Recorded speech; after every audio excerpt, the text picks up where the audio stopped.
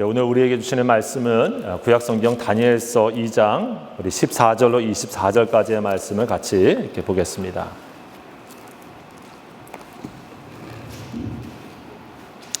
다니엘서 2장 14절로 24절까지 한 절씩 교독해서 말씀 봉독하겠습니다. 제가 말씀 먼저 봉독합니다. 그때에 왕의 근위대장 아리옥이 바벨론 지혜자들을 죽이러 나가매 다니엘이 명철하고 슬기로운 말로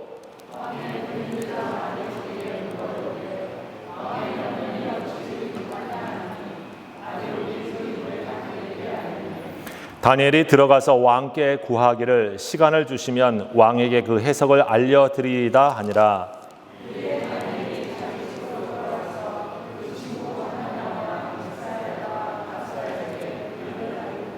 하늘에 계신 하나님이 이 은밀한 일에 대하여 불쌍히 여기사 다니엘과 친구들이 바벨론의 다른 지혜자들과 함께 죽임을 당하지 않게 하시기를 그들로 하여금 구하게 하니라.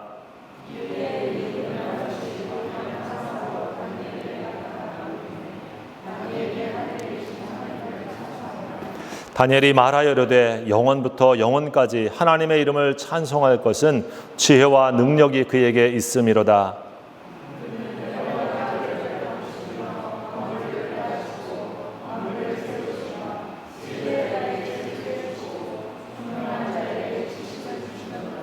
그는 깊고 은밀한 일을 나타내시고 어두운 데에 있는 것을 아시며 또 빛이 그와 함께 있도다.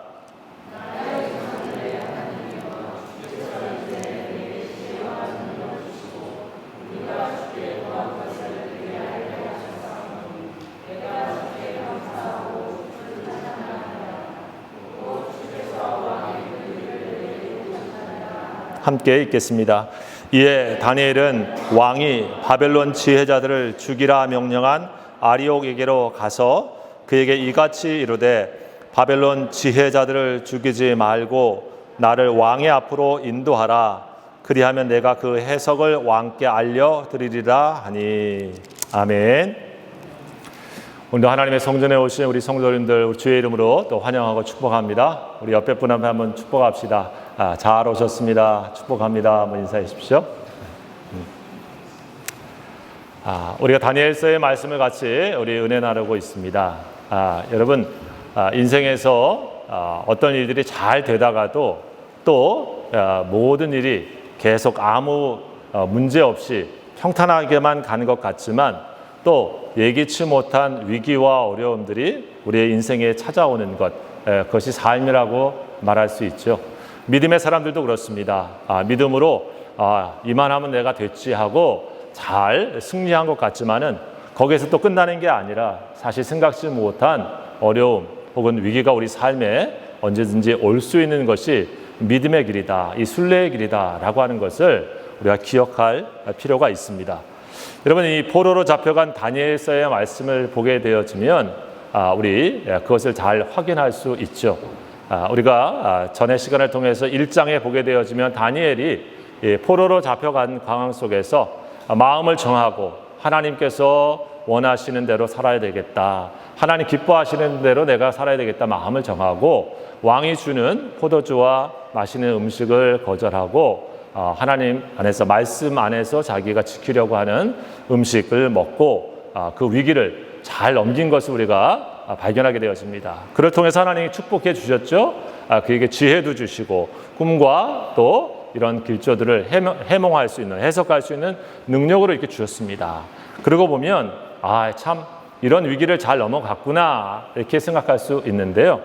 오늘 말씀 2장에 보게 되어지면 사실 마치 계단을 올라가듯이 한 계단 올라간 다음에 끝이 아니라 또 다른 또 계단을 우리가 올라가는 것처럼 우리 삶의 모습에서 다니엘이 또 다른 삶의 어려움을 만나게 되어지는 그런 장면입니다.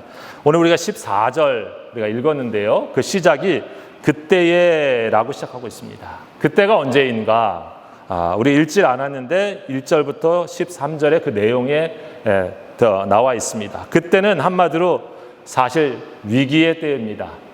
그 시대를 다스리고 있는 제국의 왕이 스스로 위기를 느끼는 때이고 왕이 위기를 느낄 뿐만 아니라 그로 말미암아서 이 바벨론이라고 하는 제국의 지혜자들이 다 죽을 수밖에 없는 죽음의 위기에 처하게 되는 그때입니다. 그리고 다니엘도 여기에 가서 얼마 되지 않았지만 사실 본인도 그 가운데서 죽을 수밖에 없는 상황에 처해진 바로 그때입니다. 여러분, 우리 성도님들 중에도 생각지 못하는 바로 그때, 이런 위기와 어려움의 때에 혹시 계신 분도 있을 것이라고 믿습니다. 바로 그때에 다니엘을 통해서 하나님께서는 우리가 만나는 위기와 어려움에 어떻게 우리가 반응하고 해석해서 우리 하나님의 모습을 발견하고 그 가운데 우리 자신을 다시 한번 발견하기를 원하시는지 우리가 말씀을 통해서 확인해 보기를 원합니다. 여러분, 우리 그때의 위기는 어떤 위기였는지 먼저 잠깐 본문의 상황에서 말씀을 드리면, 느부갓네살이라고 하는 바벨론의 제국의 왕이 어느 날 2년차 왕이 되어서 있는 밤에 꿈을 꿉니다. 근데 이 성경에 오늘 꿈을 꾸었다라고 2장 1절에 나왔는데, 그 꿈을 꿨는데 그 꿈이 아주 좋지 않은 꿈이었습니다. 본인이 굉장히 어떤 꿈인지 잘 이해도 못하고 기억도 잘 못하는 그런 상황이었던 것 같습니다. 근데 우리 성경 본문에 보면 이렇게 나와 있죠. 느부갓네살이 다스린 지 2년이 되는 해에 느부갓네살이 꿈을 꾸고 그로 말미암아 마음이 번민하여 잠을 이루지 못하니라. 여러분들 꿈 꾸시고 잠을 이루지 못하신 밤을 보내신 적이 있으시죠? 우리 성도님들 중에도. 그렇죠? 그게 무슨 꿈인지는 잘 모르겠으나 마음이 번민스럽고 마음이 어지러운 거죠. 자, 정리가 안 됩니다. 이게 이런 뜻일까 저런 뜻일까, 이게 뭘 말하는 것일까, 그러면서 그냥 우리가 소위 말하는 그냥 개꿈처럼 그냥 쉽게 넘어가 버릴 그런 상황이 아니라 잠을 계속 이루지 못하였다. 이 히브리어 본문에 보게 되어지면 그냥 꿈을 하룻밤에 잠깐 꾼 게 아니라 꿈들을 계속 꿨다, 이렇게 표현되어 있습니다. 복수로 되어 있습니다. 그러니까 여러 날 계속 꿈이 자기에게 되어지는데 그 꿈의 내용도 지금 잘 모르겠고, 그리고 그 꿈의 의미도 잘 모르겠고, 근데 그것이 자기의 마음을 주는 깊은 두려움과 번민으로 왕이 잠을 자지 못하고 있습니다. 여러분, 이 느부갓네살 왕은 사실 그런 의미에서 보면 왕이 잠을 자지 못하고 그리고 번민한다고 하는 것은 왕 개인의 위기이기도 하지만, 옛날 이 고대 국가의 왕정 국가에서 왕의 위기는 제국의 위기인 것이죠. 그리고 그 모든 파급 효과는 모든 나라와 밑에 있는 신하들한테 다 영향을 주게 되었습니다.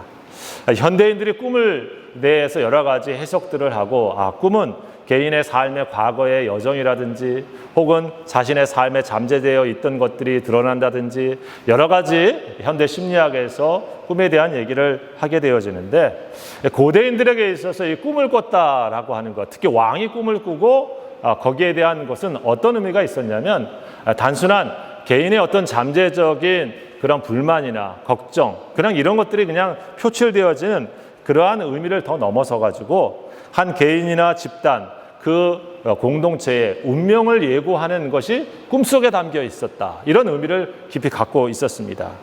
그래서 고대 근동과 이 헬레니즘 시대의 세계관들은 그런 의미에서 이 꿈이라고 하는 것이 한 국가의 운명을 좌우할 수 있는 중요한 의미가 담겨져 있는 것으로 생각하고 있었던 그런 시대입니다.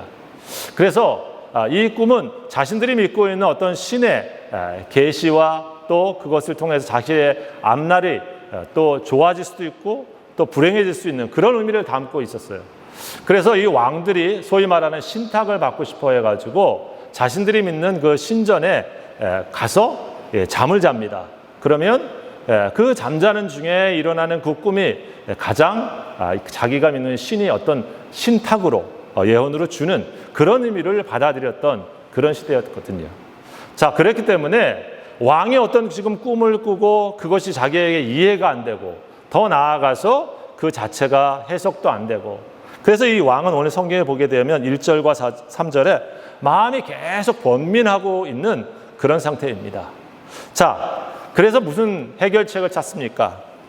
자신이 믿을 수 있는 전문가들, 마술사들, 점성가들, 혹은 여기에 또 여러 술사들, 이런 사람들 다 모읍니다. 자, 이 당시에 이런 사람들은 우리가 요즘 생각하는 그냥 단순한 점치는 사람들, 점집에 가서 그냥 우리 돈 내고 복채 내고 이렇게 받는 그런 정도의 수준에 있던 사람들이 아니죠. 당대에는 이 사람들이 권력의 핵심에도 있고요. 국가의 장래 어떤 일들에 대해서 깊이 관여하는 지식층에 있는 그런 사람입니다. 그래서 성경은 여기 이들을 표현할 때 지혜자라고 하는 표현을 쓰고 있었던 시대죠. 그런 전문가들에게 자기의 상황을 이야기합니다. 문제는 무엇입니까? 그들이 와서 꿈을 얘기하시면 잘 해석해 주겠습니다 라고 하는 본문이 앞의 내용입니다. 근데 이 꿈을 말할 수가 없어요. 잘 기억을 못해서 일단 말을 할 수가 없고, 또 뒤에 나오는 얘기지만 대충 얘기를 하면 어떻습니까? 그 나름대로의 꿈을 해석했던 그 전문가라는 사람들은 이리저리 나름 왕이 듣기에 좋은 말로 해석을 해서 이런 것입니다 하고 그러면 끝나버리는 그런 문제가 될 수도 있는 것이죠. 그래서 오늘 성경에 보면 여러분 우리가 익히 아시겠지만 우리 읽지 않았는데 시간 관계상 왕이 이렇게 말을 합니다. 너희가 내 꿈의 내용도 얘기하고 그 다음에 그 해석도 얘기해라. 예. 여러분 뭐 꿈의 내용을 혹시 우리 성도님들 중에 어제 목사님 내가 이런 꿈을 꿨는데 어떻습니까 하면 뭐 잘은 모르겠지만 이렇게 이런 뜻이 아닐까요? 이렇게 해석을 대충 해줄 수도 있지 않을까요? 그죠? 그거 가능한 일입니다. 그리고 요즘 뭐 인터넷에 보니까 뭐 딱 그 치기만 하면 꿈 해몽 사이트 그래가지고 뭐 별 내용이 다 많더라고요. 제가 다 일일이 찾아보지는 않았는데 이거 그런 시대입니다. 자, 문제는 근데 뭡니까? 내가 무슨 꿈을 꿨는지 당신이 얘기를 해라. 그리고 그걸 해석해라. 예. 이건 불가능한 일이죠. 그렇죠? 내가 아닌 이상에 당신이 어떻게 알겠습니까? 어찌 보면 꿈을 꾼 당대의 제국의 느부갓네살 왕, 자기도 자기가 꾼 꿈을 잘 모르는 거예요. 모든 것을 다스리고 모든 것을 자기 발 아래 두고 있지만 어찌 보면 내가 꾼 꿈 하나도 사실 해결할 수 없는 인간의 약한 모습을 그대로 표현해주고 있습니다. 자, 문제는 이러한 상황에 있는 느부갓네살이 전문가들을 동원해서 해결해 보려고 했으나 안 됩니다. 또 그들에게 말합니다. 너희가 내 꿈을 얘기하고 해석을 제대로 하면 내가 큰 선물과 상을 줄 것이다. 그런데 그렇지 아니하면 너희를 쪼개가지고 죽여버리고 너희를 쓰레기 더미에 그냥 버릴 것이다. 이렇게 지금 나오고 있는 상황입니다. 여러분 그래서 10절에 보면 이 왕 앞에 불려 나온 사람들이 무슨 얘기를 하냐면 이렇게 얘기합니다. 갈대아인들이 왕 앞에 대답하여 이르되, 이 갈대아인이라고 하는 건 바벨론 사람을 말하는 것이죠. 자, 그들이 대답하여 이르되 세상에는 왕의 그 일을 보일 자가 한 사람도 없습니다. 내용도 얘기하지 않는데 누가 그걸 확인을 할 수가 있겠습니까? 한 사람도 없습니다. 그리고 어떤 크고 권력 있는 왕이라도 이런 것을 박수에게나 술객에게나 갈대아인들에게 물은 자가 없습니다. 무슨 얘기입니까? 왕이 이거는 너무나 어처구니 없는 질문입니다. 그리고 자기도 모르는 꿈을 나한테 얘기하고 해석하라고 하니 그런 질문을 하는 사람이 질문을 하는 당신이 잘못된 것입니다 라고 하는 그런 의미가 거기에 있지요. 11절에 그래서 말하게 말입니다. 왕께서 물으신 것은 어려운 일이라 육체와 함께 살지 아니하는 신들 외에는 왕 앞에 그것을 보일 자가 없습니다. 무슨 얘기입니까? 육체와 함께 살지 아니하는 신들, 그렇죠? 우리 육체에 거하지 않는 이런 이 바벨론의 어떤 큰 신, 진짜 신이나 어떤 특별한 신이 아니고는 당신의 이거를 알 수 있는 사람이 없습니다. 우리는 그런 사람이 아니잖아요. 라고 얘기를 하고 있는 거죠. 여러분, 이것은 당신을 넘어서는 절대자 외에는 당신의 이 문제를 해결해 줄 수 없는 그런 문제입니다. 라고 얘기했는데 우리가 읽은 13절에 왕은 그렇구나 라고 끝난 것이 아니죠. 13절에 보니까 왕이 명령을 내리매 지혜자들은 죽게 되었고 다니엘과 그의 친구들도 죽이려고 찾았더라. 예. 권력 있는 사람들은 그래요. 그렇죠? 자기 뜻대로 안 되면 합리적인 것 같은데 이해를 하고 받아들여야 되는데 힘과 권력에 안 돼도 내 문제가 해결이 안 됐으니까 그것을 분노하고 또 협박하고 아니면 또 달래보기도 하다가 안 되면 자기 분노를 이런 식으로 표출하는 잘못된 방법을 선택하기도 합니다. 결국 이 바벨론에 있는 지혜자들이 다 죽을 수밖에 없는 위험에 지금 처해 있습니다. 바로 그가 그때입니다. 여러분, 이 때를 맞이하고 있는 다니엘을 우리가 오늘 만나고 있는 것이죠. 이러한 위기와 상황들을 만나게 됐을 때 하나님께서는 우리가 어떻게 반응하기를 원하시는가? 우리가 어떻게 그러한 위험과 위기 속에서 하나님 앞에서 우리가 그것들을 해결해 가기를 원하시는가? 말씀을 통해 우리는 살펴보기를 원합니다. 먼저는 하나님께서는 이러한 상황 속에서 우리가 믿음의 눈으로 위기의 상황을 살펴보기를 원하십니다. 여러분, 위기라고 하는 말을 여러분이 익히 들으셔서 알겠지만 이것은 위험과 기회라고 하는 말에 합쳐진 말이죠. 위험스러운 상황이지만 이것을 잘 통해서 새로운 기회를 얻을 수 있다라고 하는 의미 담겨져 있습니다.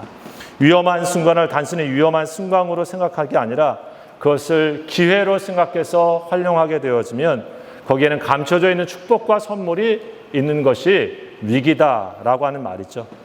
여러분, 그래서 인간의 극한 상황은 어떤 의미로 보면 하나님께서 감추어 놓으신 축복과 같고 하나님이 주신 기회와 같다라고 하는 말이 있습니다. 우리가 가져야 될 것은 무엇입니까? 믿음의 눈으로 이 상황을 찬찬히 살펴보고 먼저 파악하는 침착함이 필요한 것입니다. 자, 죽음이 앞에 다가오고 그리고 왕의 명령은 불같이 떨어졌습니다. 거기에 갑자기 다니엘도 죽을 수밖에 없는 상황에 처해 있는데 오늘 14절에 이러한 상황에 처해 있는 다니엘은 믿음으로 차분하게 이 일을 맞이하고 있습니다. 14절 말씀이죠. 제가 있습니다. 그때 왕의 근위대장 아리옥이 바벨론 지혜자들을 죽이러 나가매 다니엘이 명철하고 슬기로운 말로 왕의 근위대장 아리옥에게 물어 이르되 왕의 명령이 어찌 그리 급하냐 하니 아리옥이 그 일을 다니엘에게 알리매. 다니엘과 더불어 모든 이 바벨론에 있는 사람들 다 죽이려고 왕이 자기의 무장하는 그러한 그 장군을 보내서 죽이러 보내고 있는 상황입니다. 여러분, 남이 나를 죽이려고 한다고 하는 소식을 들을 때 그리고 왕이 그 명령을 갖다가 내렸다고 하는 것은 공포스러운 상황입니다. 그리고 이 일이 급하게 진행되고 있으니 해결할 상황도 사실 많지 않습니다. 그리고 왜 이 일 때문에 왕이 답답하고 왕이 해결하지 못한 문제 때문에 내가 억울하게 죽어야 되는가? 그렇죠. 이 위기는 다니엘이 만들어낸 위기가 아닙니다. 주변 상황이 자기를 그렇게 만들어 놓은 그런 상황인 것이죠. 내가 잘못해가지고 만들어낸 위기는 그래도 내 탓이라도 하지만 주변의 다른 상황이 나로 하여금 위기와 어려움을 만들어낼 때는 억울하기 짝이 없는 일 아니겠습니까? 그런데 오늘 다니엘이 그 명령을 받들고 있는 아리옥에게 어떻게 얘기합니까? 다니엘에게 명철하고 슬기로운 말로 이 일이 왜 이렇게 급하게 되느냐 하고 물었다라고 얘기합니다. 명철하고 슬기로운 말로 물었다. 명철하다라고 하는 말이 성경에 참 많이 나옵니다. 여러 지식에 대한 말, 지혜에 대한 말, 명철이라고 하는 말이 나오는데 여러분, 명철이라고 하는 말을 우리가 여러 말로 이해할 수 있을 텐데 그것은 본질을 잘 헤아리는 분별력입니다. 뭐가 이 일에 중요한 일이지, 뭐가 거짓이지, 뭐가 이게 참된 것인지 이 본질을 잘 차분히 주의 깊게 살펴서 헤아려보는 그런 마음, 그런 생각이 명철이에요. 그 상황이 급하지만 거기에 분노하고 흥분하고 그리고 그 상황 속에 두려워하면서 어쩔 줄 몰라서 상황에 압도되는 것이 아니라 그 상황을 명철하고 슬기로운 말로 물어보는 것이죠. 그랬더니 여차하여서 지금 왕이 모든 사람을 죽이려고 한다라고 하는 것입니다. 여러분, 왕의 명령이 왜 이렇게 급하냐라고 하면서 다니엘에게 내놓은 얘기는 무엇입니까? 오늘 16절의 말씀이죠. 같이 한번 읽어보겠습니다. 시작. 다니엘이 들어가서 왕께 구하기를 시간을 주시면 왕에게 그 해석을 알려드리리라. 여러분, 다니엘은 지금 왕이 꾼 꿈을 알고 있는 것입니까? 모르죠. 그리고 그 꿈을 알 수 있다고 하는 그러한 보증도 사실 갖고 있지 않습니다. 다른 사람도 다 못한 일입니다. 다니엘이라고 해서 그 일을 한다고 하는 보장이 어디 있습니까?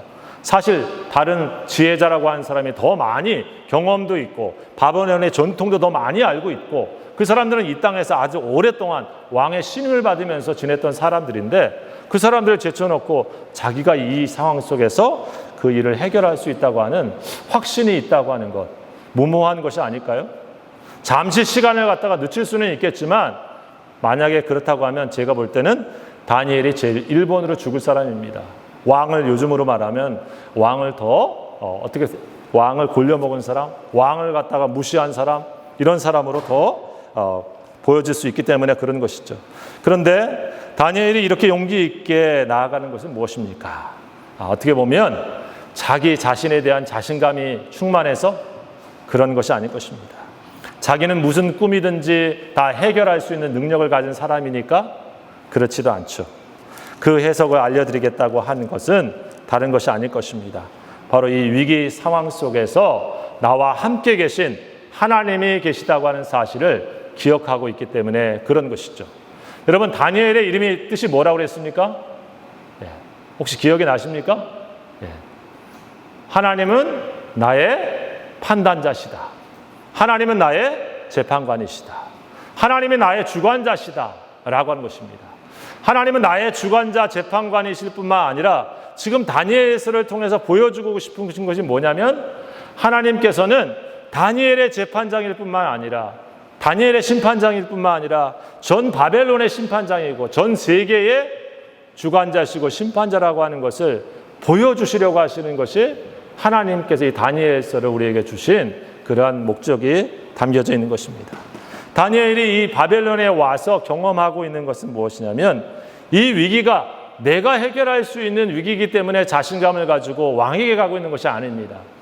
이 위기는 하나님께로부터 왔고 하나님께서 해결하실 수 있는 일이라고 하는 것을 발견합니다. 왜 그렇습니까? 아무도 못하는 일이기 때문에 그런 것이죠. 여러분, 아무도 못하고 나도 못하는 일은 누가 한다는 얘기입니까? 하나님만이 하시는 일인 거죠. 그럴 때 하나님을 믿는 사람들에게 있어서 평안함이 있는 것입니다. 내가 할 수 있고 내가 감당하는 일들은 별로 그렇게 사람들이 하나님 의지하지도 않을 뿐만 아니라 두려워하지도 않습니다. 남들도 다 못하고 나도 못하는 일인데 이 일을 못하면 죽게 되어 있고 망하게 되어 있는 그 순간에 여러분, 세상의 사람들은 두려워할 수밖에 없고 좌절할 수밖에 없지만 믿음의 사람들이 갖고 있는 장점은 무엇입니까? 내가 못하는 일이기 때문에 하나님이 하실 수 있는 분이라고 하는 것을 아는 사람들, 그 하나님을 믿고 있는 사람들이 성도들인 것이죠. 다니엘이 이 바벨론에서 지금 왕에게 가서 시간을 달라, 그리고 그것을 해석하는 것은 하나님이 그것을 해석하실 수 있는 분이라고 하는 것을 알고 있는 믿음의 사람들에게 나오는 그러한 응답이었던 것입니다. 여러분, 우리가 감당할 수 있는 위기는 남에게 사실 위기 같지도 않습니다. 어떻게 보면 우리는 내가 해결할 수 없고 나의 한계를 넘어가는 그런 위험과 위기 가운데 내 자신이 놓여 있을 때가 있다고 하는 사실, 그리고 앞으로도 그런 것을 만날 수 있다고 하는 사실을 우리는 인정해야 됩니다. 그러나 동시에 우리가 기억할 것이 무엇입니까? 그렇기 때문에 인생은 좌절할 수밖에 없고 그렇기 때문에 인생은 슬픔 가운데 있을 수밖에 없다고 한탄하는 자리에서 머무는 것이 아니라 바로 그때 하나님은 우리와 함께 계신 분이라고 하는 사실을 깨닫고 그 하나님을 바라보는 것, 바로 그것이 믿음의 응답인 것이죠. 여러분, 평소에 우리 신자와 불신자는 별로 다른 것이 없어 보입니다. 남들과 비슷합니다. 그러나 우리가 이런 일을 만났을 때 다른 것이죠. 이 상황 속에서 하나님은 여전히 나의 삶의 주관자시고 하나님은 이 상황 속의 주관자시고 그리고 하나님은 전 우주의, 전 세계의 재판관이시다. 여러분, 이것을 믿는 사람이 예수 믿는 사람 아닙니까? 그리스도께서 우리의 심판자이시고 예수 그리스도가 내 삶의 심판자이시기 때문에 내 삶에 있는 모든 일들이 그분의 인도하심 안에 있다고 하는 것을 믿고 살아가는 것, 거기에 믿음의 사람들이 있습니다. 저도 신학교 시절에 우리 친구들과 함께 신학교 1학년을 들어갔는데 한번 휴학할 뻔한 일이 있었습니다. 그 어떤 건강상의 문제로 학교를 그만둘 뻔한 그런 상황이 있었습니다. 저뿐 아니라 다른 친구들이. 근데 그때 그런 생각이 들더라고요. 하나님께서 원하셔서 이 일을 시작했는데 내가 원하고 내가 싫어서 그만두겠다고 하는 것도 아닌데 왜 이런 장애물이 생겼을까? 그때 무슨 답을 찾기 어렵겠더라고요. 근데 기도하면서 시간을 보낼 때 나중에 하나님께서 그 일 가운데 그 일을 다시 열어주시고 학교를 또 다시 이렇게 잘 다니게 되어지고, 제가 이번에 한국 가서 있었던 친구는 그런 가운데 하나님의 큰 치유의 능력도 경험하고 또 그러면서 큰 간증을 갖게 되는 것을 발견하게 되었습니다. 제가 한 달간 신세를 졌는데 친구가 그러더라고요. 자기가 여러 죽을 고비를 많이 죽었다 또 살아났다 이런 고비를 넘겨보니까 그렇게 다른 것들이 그렇게 뭐 크게 어려운 것 같지 않다, 중요한 것 같지는 않다. 하나님과 함께 내가 있느냐 없느냐 그런 게 굉장히 중요한 것 같다, 이런 얘기를 저하고 이렇게 나눈 적이 있습니다. 그러면서 그런 생각이 들더라고요. 웬만한 어려움이 나도 그렇게 막 내가 이렇게 하는 것 같지 않다고. 왜냐하면 자기가 그런 고비를 여러 번 넘기다 보니까 하나님이 나와 함께 계시는가, 내가 그렇지 않은가, 그게 내가 제일 중요하게 생각하는 일이 됐다, 이런 얘기를 나눈 적이 있습니다.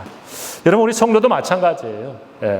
얼마나 큰 어려움을 처했는가, 얼마나 내가 감당할 수 없는 일을 만났는가, 그 크기와 또 그 어제 상황의 심각성을 우리가 바라볼 수도 있지만은 더 중요한 것은 거기에 내가 하나님과 같이 지금 믿음으로 서 있는가, 이게 중요합니다.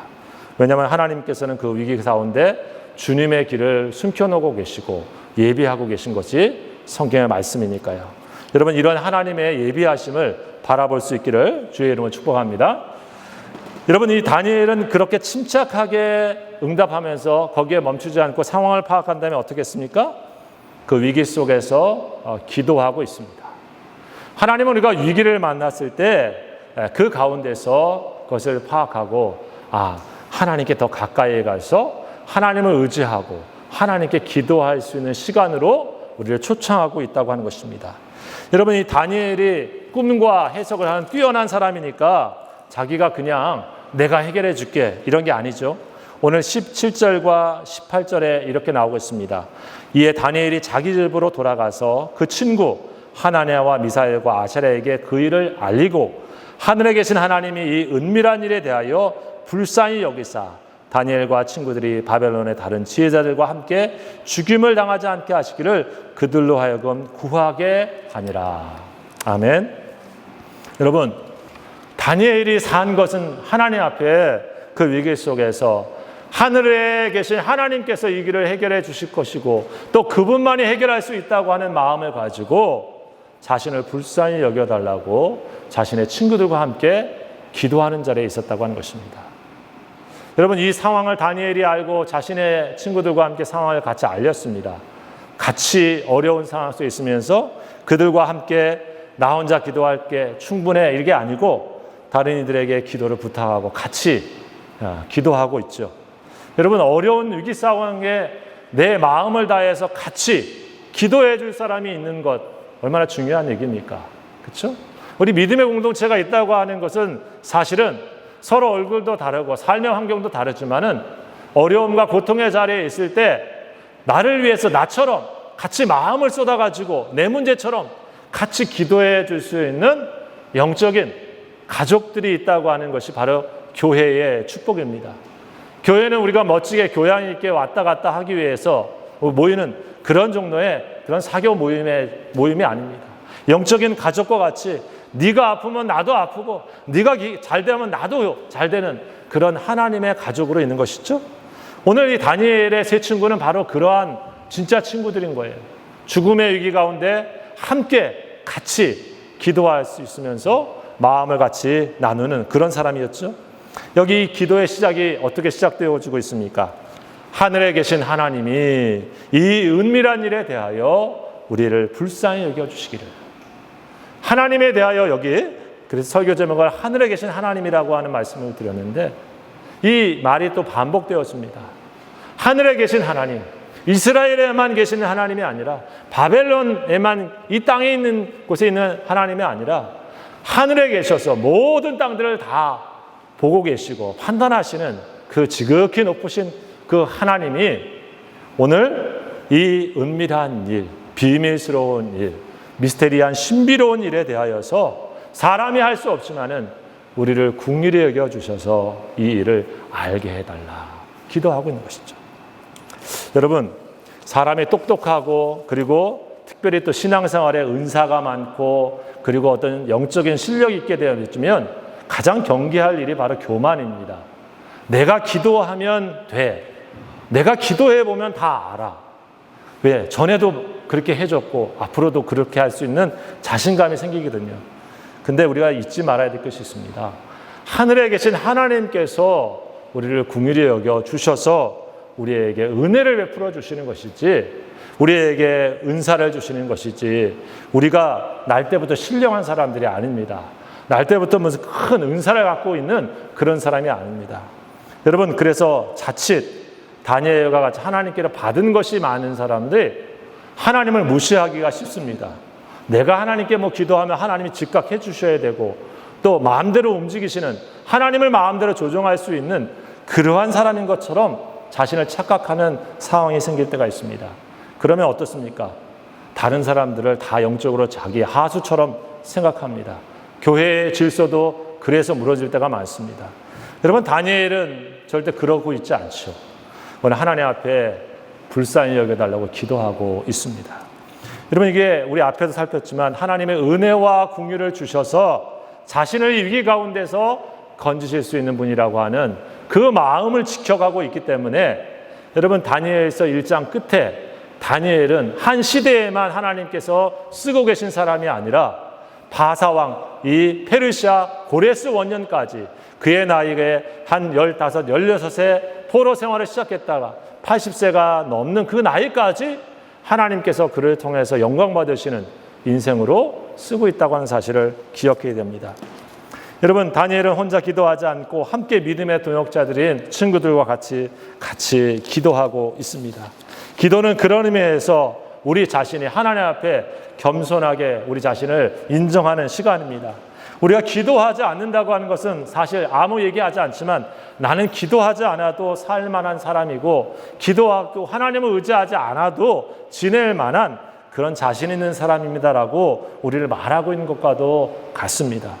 여러분, 기도의 자리에 있다고 하는 것은 사실 나는 하나님이 도와주셔야지만 오늘 하루를 살 수 있는 사람이고 나는 하나님이 불쌍히 여겨주셔야지만 이 문제를 뚫고 갈 수 있는 하나님의 은혜를 사모할 수밖에 없는 사람입니다라고 하는 것을 겸손하게 인정하는 것이죠. 여러분, 그것이 바로 지혜입니다. 잠언서의 얘기같이 여호와를 경외하는 사람이 무엇입니까? 여호와를 인정하고 바로 하나님 앞에 그렇게 살아가는 사람을 지혜로운 자다라고 말하고 있지 않습니까? 약한 사람이 기도하는 것이 아니라 사실 자신의 약함을 알고 하나님의 강함을 인정할 줄 알고 하나님의 지혜를 인정할 줄 아는 사람, 바로 그가 기도하는 사람인 것입니다. 여러분, 오늘 다니엘이 이렇게 기도하고 있습니다. 우리 성도가 어려운 일을 만날 때에 기억해야 될 것이 무엇입니까? 내가 알 수 없는 일이기 때문에 하나님, 하늘에 계신 하나님이 계시다고 하는 것을 생각하면서 그분에게 우리의 자비와 긍휼을 구하면서 기도하는 기도의 자리에 있는 것입니다. 여러분 아십니까? 예수님께서도 십자가를 지시기 전에 기도하셨다고 하는 것을 기억하십시다. 주님이 감당하실 중요한 순간을 위해서 기도하실 수밖에 없는 분이셔서 바로 예수님의 모습을 통해 보여주십니다. 성도의 삶에 그래서 혹시 여러분 기도하지 않는 것이 우리의 삶에 위기가 닥쳐오게 만드는 것이고 위기가 닥쳐왔다 할지라도 하나님을 찾고 기도하는 자에게는 그 하나님의 해답을 찾게 만드는 은혜의 자리로 나를 인도한다라고 하는 것을 기억하실 수 있기 바랍니다. 우리 사랑하는 성도님들이 우리 믿음의 자리에서 어려움을 만날 때 다시 한번 믿음의 동역자들에게 기도를 부탁하시고 함께 기도할 수 있는 그런 은혜가 있기를 주의 이름으로 축복합니다. 여러분, 다니엘은 이렇게 기도하면서 하나님의 은혜를 구했고요. 셋째로는 이 위기를 극복하기 위해서 하나님의 응답을 받게 되었습니다. 그리고 그 응답을 통해서 하나님을 더 깊이 발견하게 되어집니다. 여러분, 우리 인생에서 기도의 응답, 위기를 넘어가는 것도 축복이지만 다니엘서 전체가 우리에게 보여주려고 하는 것은 이 일을 통해서 하나님을 보여주고 하나님을 발견해가는 신앙의 성숙이 일어나기를 원하는 것이죠. 여러분, 어려움이 하나도 없다고 하면, 삶의 테스트가 하나도 없다고 하면 우리는 사실 그 가운데 하나님이 숨겨내신 은혜와 더 깊이 하나님을 더 깊이 친밀하게 만나는 그러한 발견의 시간을 놓치게 되어집니다. 그런데 다니엘이 오늘 이러한 위기와 어려움 속에서 하나님의 응답하시는 것을 경험하게 되어집니다. 오늘 19절 말씀이죠. 이에 이 은밀한 것이 밤의 환상으로 다니엘에게 나타나 보임에 다니엘에게 하늘에 계신 하나님을 찬송하니라.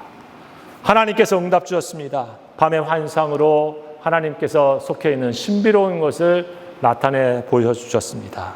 기도의 응답이 왔을 때에 다니엘이 한 것은 무엇입니까? 하늘에 계신 하나님을 찬송하니라.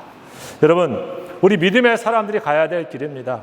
주님은 우리들에게 작고 큰 어려움을 만나게 하실 수 있는데 그것으로 인하여서 우리가 망하게 하고 좌절하게 하는 것이 끝나는 것이 아니라 그런 일을 통해서 하나님을 깊이 발견하게 하고 더 나아가 하나님을 찬송할 수 있는 기회로 우리의 삶을 이끌고 계시다고 하는 사실을 우리가 기억할 수 있기를 바랍니다. 여러분, 다니엘이 이 일 가운데 이 일은 하나님께로부터 왔구나라고 하면서 하나님의 축복을 인정하고 있습니다. 그게 찬양입니다. 아, 이 일이 나의 지혜로 말미암았구나라고 자기를 칭찬하는 것이 아니라 하나님이 일을 하셨구나라고 우리가 인정하는 것. 여러분, 그게 찬양이에요.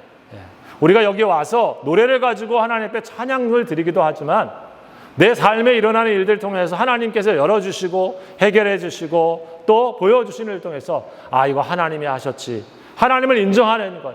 하늘에 계신 하나님께서 아니고는 내가 이렇게 될 수가 없어. 우리가 주님 앞에 주님을 인정해 드리는 것. 그게 주님 앞에 드리는 찬양의 핵심에 있습니다. 여러분, 그렇게 하나님을 인정하면서 다니엘이 하나님을 어떻게 표현하고 있습니까? 오늘 20절에 쭉 나오는 말씀이 바로 그 하나님의 모습을 얘기합니다. 20절에 보니까 하나님은 영원부터 영원까지 하나님의 이름을 찬송할 것은 지혜와 능력이 그에게 있다. 아, 하나님은 지혜와 능력이 하나님께 있는 것이구나 라고 했습니다. 여러분, 그래서 다니엘서를 보고 있는 중요한 이유는 다니엘이 정말 용감해. 다니엘은 정말 뛰어나. 우리 다니엘과 같은 사람이 돼야 돼 라고 하는 것이 있는 것이 아니라 사실 하나님은 지혜와 능력이 뛰어난 분이야. 그분을 의지하는 사람은 다니엘처럼 하나님께서 그에게 은총을 나타내 주시는 그런 삶이 나타나는 거야. 우리가 그렇게 하나님 앞에 나아가자 하는 것이 있는 것입니다.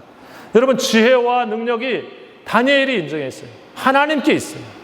우리 공부하는 학생들이 여러분 그래서 기도하면서 공부해야 됩니다. 하나님, 지혜와 권능은 하나님께 있습니다. 내게 하나님의 지혜와 권능을 주셔서 내게 주시는 지혜와 권능을 가지고 하나님이 원하시는 것에 내가 쓸 수 있는 그런 기회와 은혜를 내게 주십시오. 우리 이렇게 기도하면서 공부할 수 있기 바랍니다. 여러분, 또 어떤 하나님을 발견합니까? 어떤 하나님을 높입니까? 21절이죠? 같이 한번 읽어보겠습니다. 시작. 그는 때와 계절을 바꾸시며 왕들을 패하시고 왕들을 세우시며 지혜자에게 지혜를 주시고 총명한 자에게 지식을 주시는도다. 여러분, 하나님은 어떤 분이십니까? 그는 때와 계절을 바꾸시며 때와 계절을 바꾸신다. 세상의 만물의 자연의 이치들을 주관하고 계시는 하나님이시다라고 하는 것을 표현해주고 있습니다. 더 나아가서 세상의 권력자인 왕들을 세우기도 하시고 그리고 무너뜨리기도 하시고, 우리가 다음번에 보겠지만 이 꿈의 내용을 하면서 무슨 얘기합니까? 제국들을 하나님께서 세우기도 하시고 하나님께서 패하기도 하신다. 그게 하나님이시다. 여러분, 인간은 이 제국이 영원할 것 같고 이 나라가 영원할 것 같고 그리고 그 제국을 세운 사람이 위대한 어떤 왕인 것 같지만은 다니엘은 하나님께 그렇게 고백하고 있는 것이죠. 저 왕들을 세우시고 패하시는 분이 그 뒤에 누가 있으냐면 하나님이 계시는 거야. 바벨론에 왔지만 바벨론이 커 보이는 것이 아니라 바벨론 제국을 세우기도 하시고 망하기도 하시고 또 다른 제국을 만드시는 분이 있어. 나는 그분을 믿는 사람이야 라고 하는 바로 믿음의 고백을 하고 있는 것이죠. 여러분, 하나님을 이렇게 아는 사람들이 세상에서 감당하지 못하는 사람들인 것입니다. 우리가 어느 나라에 소속되어 있는 것 때문에 자부심을 갖죠. 우리가 요즘 우리 한국 사람이기 때문에 옛날보다는 우리가 한국 사람이야 이런 좀 자신감도 생기는 그런 때입니다. 그렇지만 여러분 어떻습니까? 이런 세상의 나라에 속해 있는 것을 넘어서서 하나님께 속해 있고 하나님 나라의 백성으로 속해 있다고 하는 것이 오늘 다니엘의 고백이에요. 내가 바벨론 땅 이 세상 한복판에 있지만은 하나님의 백성으로 하나님께 속해 있는 자로 나는 살고 있다. 그분은 세상의 왕과 세상의 모든 것들을 세우기도 하시고 패하기도 하시는 분이시다. 더 나아가 여러분, 오늘 22절에 하나님은 어떤 분이십니까? 그는 깊고 은밀한 것을 나타내시고 어두운 데 있는 것을 아시며 또 빛이 그와 함께 있도다. 사람이 알지 못하는 신비한 깊고 비밀한 일을 하나님은 아신다라고 말씀하고 있습니다. 어두운 데 있는 것도 다 드러내시고 아시는 분이시다. 그분이 내가 믿고 있는 하나님이시구나 라고 하는 것을 다니엘이 또 발견하게 된 거예요. 여러분, 왕도 알지 못하고 세상도 알지 못하는 일은 하나님이 알고 계시는 그분을 나는 믿고 있구나 라고 발견하고 있는 것이죠. 여러분, 우리가 하나님을 지적으로 많이 알 수 있습니다. 또 나름대로 어떤 성경 공부를 통해 알 수 있습니다. 그러나 위기와 어려움을 통해서 경험해 보게 되어지면 정말 하나님 이런 분이셨지 라고 하는 것을 우리가 간증하게 되는 것 아니겠습니까? 다니엘이 지금 그렇게 말하고 있는 것입니다. 하나님이야말로 깊고 은밀한 분을 정말 아시는 분이야 라고 말하는 것이죠. 여러분, 다니엘서는 바로 그런 하나님을 다시 한번 말해주고 있어요. 이스라엘 백성들이 그런 하나님을 잃어버렸습니다. 하나님보다 세상에 있는 술사나 세상에 있는 것들이 내 인생의 깊고 비밀한 일, 내 삶의 미래를 다 알아줄 것 같은, 그래서 그것들을 향해서 자기의 것들을 바치면서 그런 신들을 쫓아가는, 우상에 숭배하고 있는 그들을 향해서 그들과는 택도 안 되는 하나님의 깊고 모든 어두움을 밝히실 수 있는 그런 하나님을 우리가 믿고 있는 거야 라고 하나님이 보여주고 있는 것이죠. 누구를 통해서요? 이방에 있는 왕의 꿈을 통해서 그런 하나님을 보여주고 있습니다. 사랑하는 성도 여러분, 우리의 답답한 문제 인생에서 만나실 수 있습니다. 그런데 중요한 것은 그러한 일들이 우리의 삶의 위험으로 찾아왔든지 혹은 안 왔든지가 중요한 것이 아니라, 여러분, 그 속에서 우리가 하나님께서 어떻게 내 삶에 내가 믿음으로 응답하고 그것을 해석해 가기를 원하시는가라고 하는 우리의 영적인 반응이 중요한 것입니다. 우리는 문제가 얼마나 큰가라고 하는 크기의 싸움을 하지만 사실 신앙은 우리가 어디에 속해 있는가, 내가 누구를 붙잡고 있는가라고 하는 영적인 소속의 싸움을 우리가 하라고 말하고 있는 것입니다. 하나님께 속해 있는 사람으로서 우리의 삶의 문제를 보고 우리의 상황을 해석하고 그리고 하나님과 함께 그 일 가운데서 나아가라고 말씀하고 있습니다. 지금 내가 씨름하고 있는 위기를 단순한 위기로 여기고 그것을 주의 영광을 선포할 수 있는 하나님의 은혜로 기회를 만들어가는 것, 그것이 오늘 믿음의 승리자들의 모습이라고 믿습니다. 우리 사랑하는 귀한 성도들이 삶의 어려운 일을 다시 한번 만나실 때마다 바로 이런 하나님을 다니엘처럼 경험하시면서 우리 하나님의 영광을 이 세상 속에 보여줄 수 있는 축복의 통로가 되시기를 주의 이름으로 축원합니다. 기도하겠습니다. 아버지 하나님, 감사드립니다. 우리의 삶의 순간순간 다가오는 수많은 일들 속에 우리의 약함을 느끼게 하심을 감사드립니다. 우리의 한계를 만나게 하심을 감사드립니다. 그때마다 하나님 아버지, 우리의 믿음의 눈을 떠서 우리 하나님을 바라보게 하여 주시옵소서. 하늘에 계신 하나님을 향해서 우리의 마음의 문을 열고 우리의 영적인 무릎을 꿇고 하나님의 긍휼과 은혜를 구하며 주님의 지혜와 권능을 경험하게 하여 주시옵소서. 우리 성도들이 하나님의 손길을 깊이 느끼며 체험할 수 있는 은혜의 시간이 되게 하여 주시옵소서. 어려움 속에 있는 우리 믿음의 가족들, 하나님 영적인 믿음의 동지들이 함께 되어 같이 기도하며 하나님 앞에 살아갈 수 있는 우리 사랑의 공동체가 되도록 복 내려 주시옵소서. 이 모든 말씀을 예수님의 이름으로 감사하며 기도하옵나이다. 아멘. 이제는 우리 주 예수 그리스도의 은혜와 우리 아버지 하나님의 원하신 사랑하심과 성령의 역사하시고 교통하시며 충만케 하시는 귀한 은혜가 오늘도 세상으로 나아가는 성도들 머리 위에와 저들의 가정 위에, 특별히 우리 자녀들 위에, 그리고 몸된 교회 위에 지금부터 영원토록 함께 하옵시기를 간절히 축원하옵나이다. 아멘.